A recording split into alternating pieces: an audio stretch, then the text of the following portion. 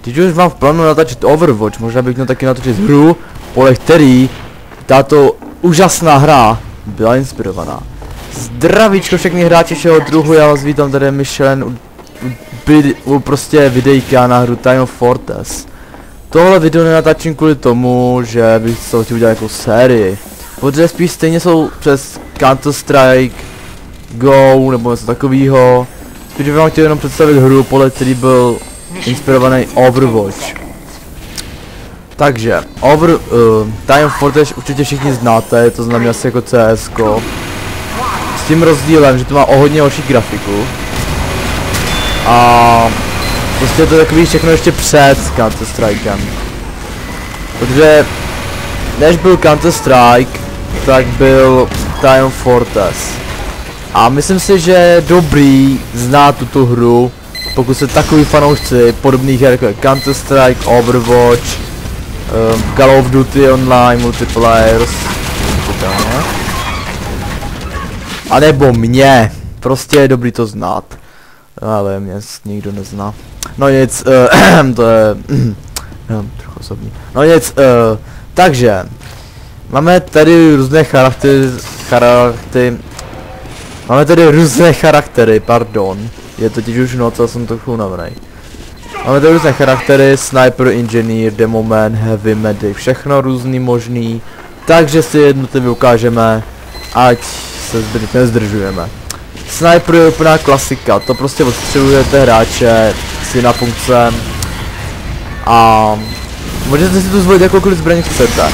Například já zvolím luk. Proč? Protože to za ně docela epický. Je to takový obtížný a mám rád výzvy, takže si myslím, že to je nejzajímavější. Krom toho, ne každý sniper, ne každý hráč umí za snipera s lukem. Nicméně, vezmu si obavení. Takže to neměl asi dělat. No to se fakt neměl dělat. Jo, máme tady, takhle máte inventář MK, máte tady různé vybavení od A do D.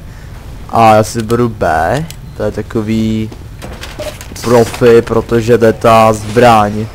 To znamená headshoty. Což vám dává nejen hezký bonus ohledně rychlého přebíjení, ale taky vypadá to zajímavě, líbí se mi ta puška. Pardon, líbí se mi ta puška. No, každopádně.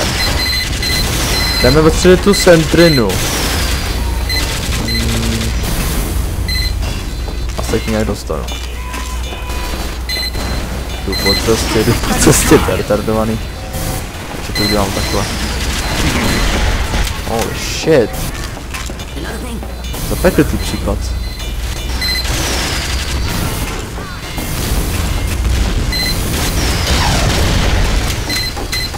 Oh, sakra. To dost se to laguje. Omlouvám se, že tak za lagy, jestli budete mít nějaký masivní lag. Ale já si to zkusím vypořádat. No nicméně to by byl asi sniper, jakmile umřu, tak ukážu scouta. Jinak, já jsem to měl vzít úplně ten první zleva zprava, ale neudělal jsem to, protože jsem chtěl ukázat nejdřív snipera. Protože ten je prostě takový obyčejný, ten prostě sniper jako každý druhý. Sniper jako v každé jiné hře. Není nějak moc extra obyčejný. A uvidíme. Jsou ovšem sniper snad nejlepší povolání tady! Ten spy, ten šmejd jeden neviditelný. Holy shit, holy shit. Tam můžete vidět, že já jsem obdařen extrémní přesností, jakou nikdo jiný nemá. Tak jo. Takže tady máte postavy od A do Z, co to je, sakra. Jej! A tady to jsem mluvil. Máte prostě takové různý scout předměty, já jsem našel Winger, což je docela hodně dobrý. Tak, Scout to už je mnohem větší prdel, to bych si mohl vzít i tu pistolu rovnou, co? Ta je nejlepší! No nejlepší, jakoby ne přímo, ale nejlepší jakože nejlepší Scout. Tak jo. Scout je extrémně rychlá postava s dvojitým skokem. Když na to máte baseballovou pálku, tak je i... tak má i trojtej. Tak. Ovšem, já jsem druhý. Ano, opět nečekaně. No nic. Scout, takže, jak už jsem zmínil, má dvojitý skok, je to nejtěžší postava ve hře. Podle ní nevím, který hrdina byl udělán, ale myslím, tuším, že asi Lucio. No, to si dokážeme. Fajn. Takže to by byl Scout. Samozřejmě my ještě naposledy projedeme. Samozřejmě o normální zbraní je brokovnice. Ale. Já ho přijímám nejradši spíš tady tu. Protože... Vysvětlím. Fuck. Scout, to je ta brokovnice, co má teď já, odhazuje lidi. Když trefíte do hlavy, tak ho to prostě odhodí. To se mi na ty strašně líbí. A taky mi to strašně otravovalo, hlavně když jsem hrál proti takovýmu. Tak jo. Takže to by byl Scout a jeho brokovnice. A ještě furt přemýšlím, bych vám to chtěli představit ty jednotlivé postavy.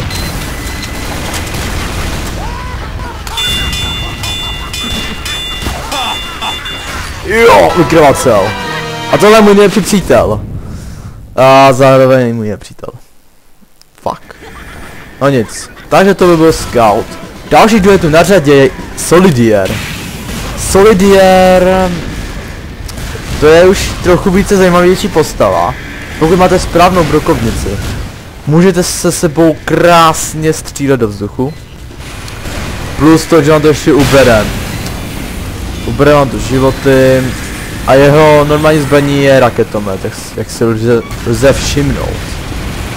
No, tam je to fakt jak... Tak. Já mám samozřejmě už pokročilejší zbraně. Ok, teď vám sundal. Takže, ta zbraň není klasická.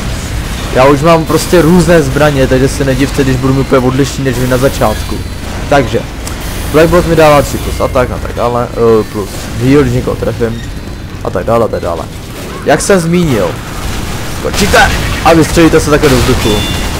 Vy samozřejmě máte přímo určený raketomet na jumpy, jako je tadle.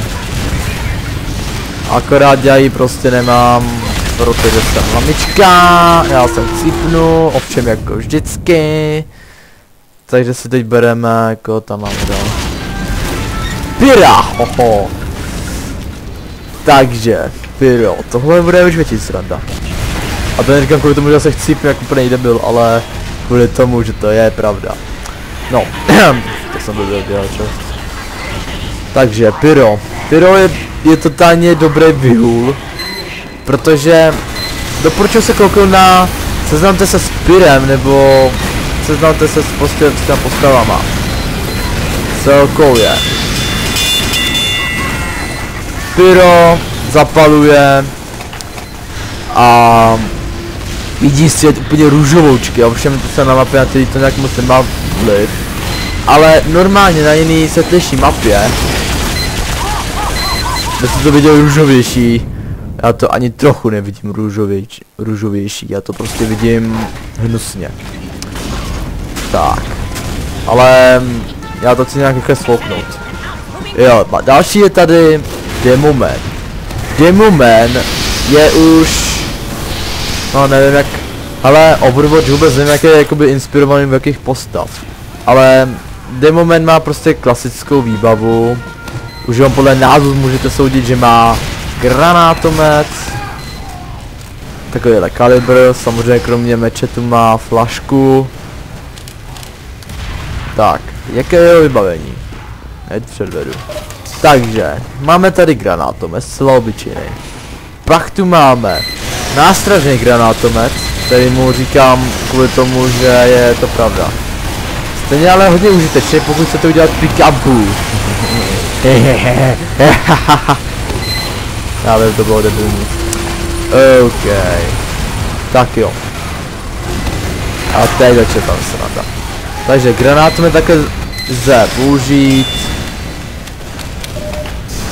Tak, ale munici jsem nastražil. Můžu jednotlivě odpálit. Teda ne jednotlivě, můžu vypustit naraz. maximální počet nastrážených granátometů je jen a pouze 8. Já bych tam mohl teoreticky nastřílet ještě další 3. Ale nechci, aby si toho všimli. Shit. Myslím mu toho demo Heavyho. Oli, ne, jo, chcípni. Máme to. Tak. To je moje taktika, jak zabíjet. Střílet, skočit, vrátit, střílet, skočit, vrátit. Funguje to jak takhle. Jej. Tak, a můžu si... Já vím, je to úplně retardovaný, ale... Hej, chci, aby to bylo nějaký zábavnější. Jo, hlavička. Kámo, měl by se za to stříhat. Ne, to bude vtip. OK. Takže to by byl Demo Man. Dále je tu Heavy, což každá střílečka, každá hra má svého vlastního hrdinu. Vůbec. Má svého vlastního tanka. League of Legends má Garena.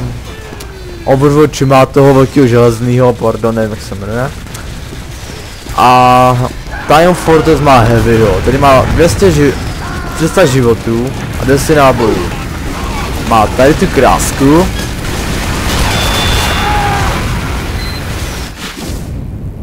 A jak je smutný, že mě zabil.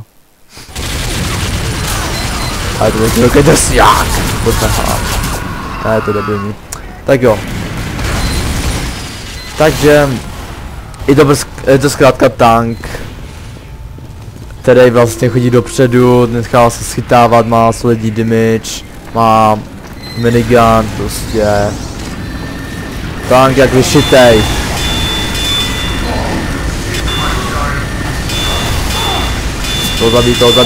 To zabít. Kurňa! Jako se vynořím pokaždé, když se vynořím i já. To je nějaký divný. No nic, tak to je jedno. Tak. Tak já vždycky mačkám to M-ko. To taky nechci. Engineer. Skvělý, Engineer. A to už možná nebudeme mít čas, ale ještě to zkusíme. Takže Engineer staví sentrinu, která zase brání. Je to čistě defenzní postava. Nedoporučuju na útoky, ačkoliv můžete, ale říkám, nedoporučoval bych to. Tak, a my to taky vyhrajeme.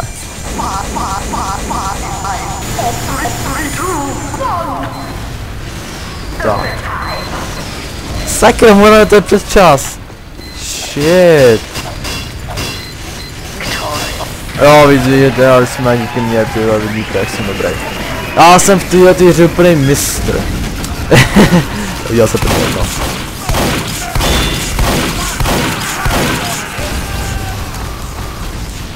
Tak.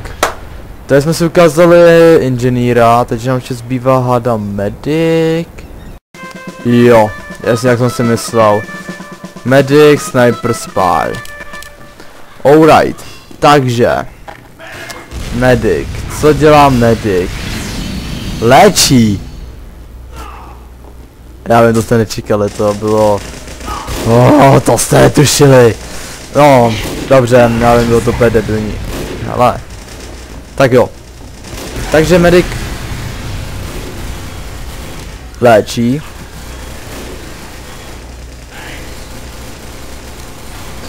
Medic léčí. A může dávat...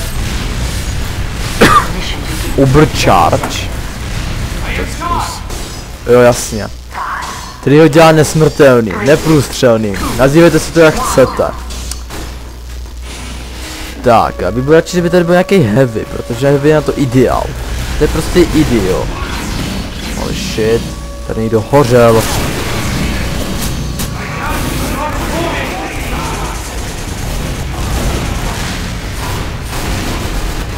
Heavy by se měl medic by se měl správně držet úplně někde vzadu. Je to z dobrého důvodu, protože na blízko je docela silnej, ale na dálku to už taková sláva není, on je svý fakt prostě léčení. Prostě, postup je jednoduchý. Najděte si jedno jediného hráče, při nejlepším heavyho, což je ten town, což je prostě heavy. A hele vlak, to je úžasný. Ty jak tady prostě projíždí vlak, prostě úplně, to je nádherný. To se mi fakt líbí. Dobře, to jsem si mohl odpustit.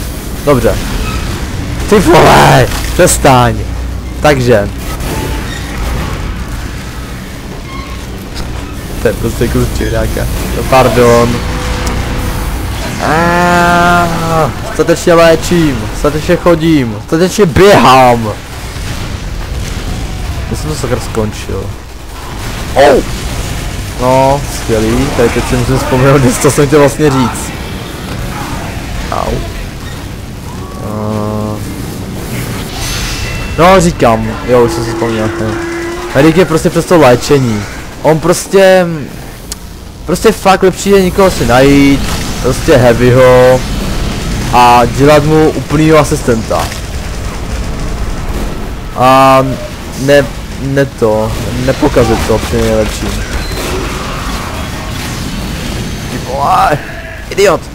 Idiot. Všimněte se, že si furt dávám to jednoho samého hráče. A to byla náhoda, protože to není ani můj kamarád, to není nikdo, prostě já ho neznám. Už od začátku hry. Ten spy se mi nelíbí. A pošatel, dobro. No teda má přes ní masku, pravda, ale kdo ví, jestli je pošatel nebo není. Ty vole. Ty to tady dobře asistuju. Celá divně, že normálním hraju sám. Ne, já jsem se mohl dát prostřelným. Ale vidíte, že za ně srandy za ní umíte. Tak, spy jsme si ukázali a teď přijde ten největší party hard, co snad může existovat. Spy. Dobře, spy. Takže, sakra jsme to vyhráli. Ještě předtím jsem stihnul si vůbec zahrát. No tak fajn, no tak ještě zkusíme tady někoho zabít, po cestě uvidíme. Tak, spy. Spy je prostě takovej hajzlík, který prostě poklouzne mezi prsty a vráží kudlu dozad. A když tím myslím kudle, tím myslím Naruta. Ne, kecam. Vykraftování mistr Houska, 30% k nabití, neviditelnosti při zabití uživatele. Je po zabití nepřítele zrychlen. 25 bodů maximálního zdraví.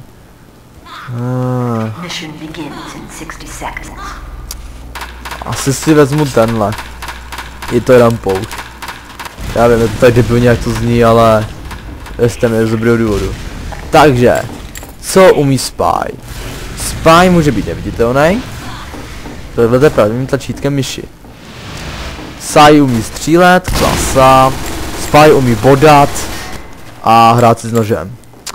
A pak umí ještě zkratovat různé budovy, centriny, dispektory a takové ty blbosti, teleporty, který staví většinou inženýr.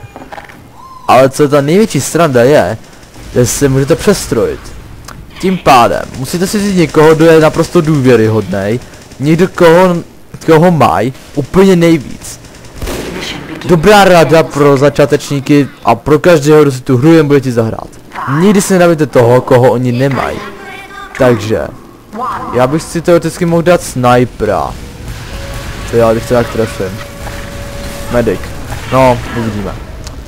Takže co udělám já? Já se zneviditelním. Půjdu. A budu doufat, že tady někoho mají. Tak. Tak, a teď jsme se úplně infiltrovali. Hele, mají tady spy. Mají tady do medika. Je dobrý vědět. Ale pozor. Jak můžete vidět vlevo dole, tak my se přestrojili přes nějakého hráče. No do prdele.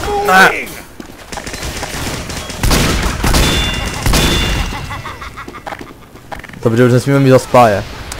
Jak jste mohli sami vidět, pokud jste se chtěli podívat tu chvíli, jsem to řekl, tak vlevo dole máme jméno toho hráče, kterého jsme se přestrojili. Nemůžete.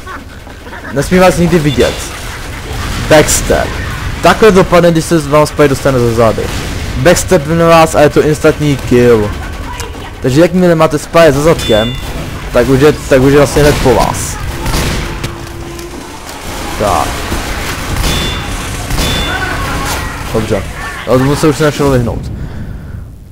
Takže, má backstab, který vás zabije hned, prostě nebude si servírky. Prostě vás hned zabije. Dále. Může být neviditelný a může se i přestrojit. Je to prostě dokonalá party hard postava. A jaký jsou jeho výhody i nevýhody? Když prostě berete někoho, tak musíte myslet na toho hráče, toho jste přejmenovaný, protože jakmile vy mu neberete jenom jeho totožnost, vy mu berete jeho jméno. Tím pádem, jestli vás ten samotný hráč potká, jakože je to možný, tak on to automaticky zabije. Protože každý člověk nad IQ 2,2 ví, že to je Spy, nepřátelský Spy. Dále. Hlídejte si, koho oni hodně mají a koho nemají.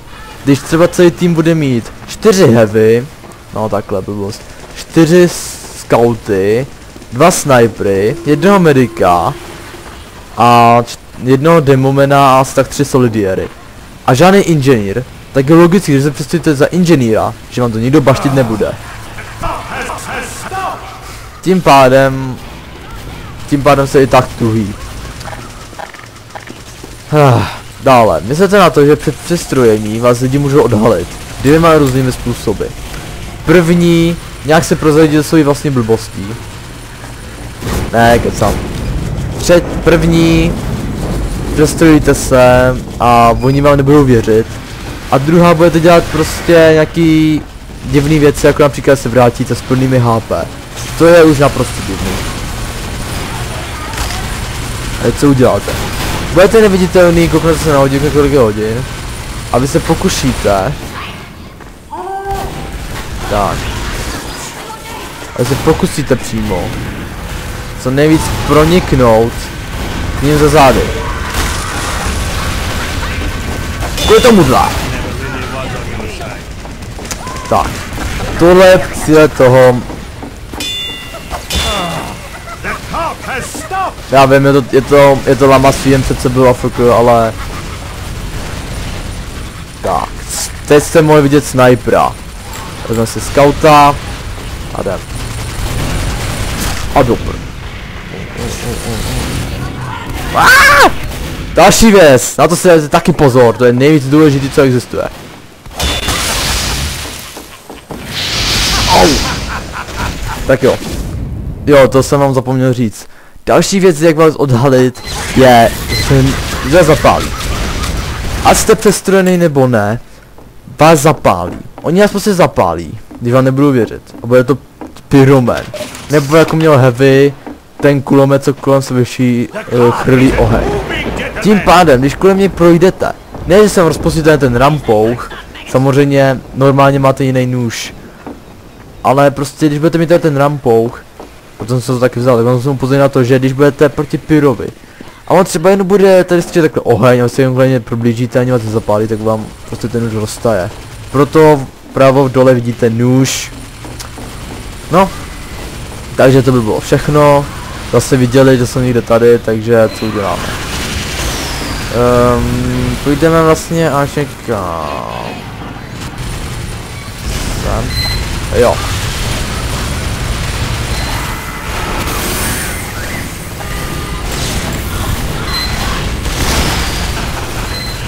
Chápete?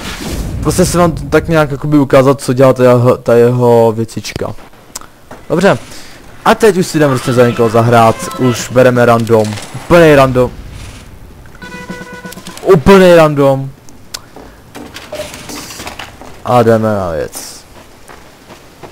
Takže, pomocí raketového skoku, no co, Tristana.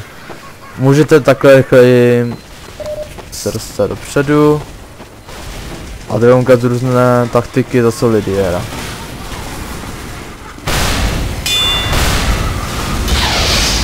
Oh shit! Jdeme do svého videa, není moc dobrý nápad. Extra noob. Oh. OK, no tak nic.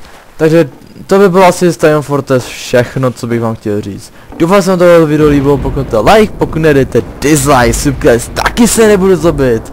Mějte se, těším se u dalšího videa. Čus.